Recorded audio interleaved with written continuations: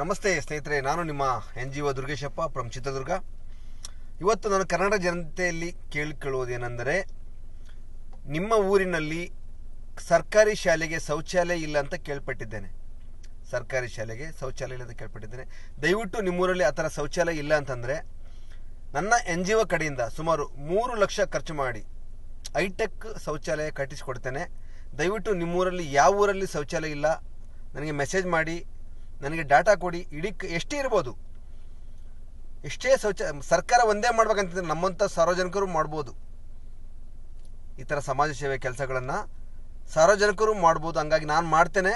ಯಾವ ಊರಲ್ಲಿ ಶೌಚಾಲಯ ಇಲ್ಲ, ಸರ್ಕಾರಿ ಶಾಲೆ ಆಗಿರಬೇಕು.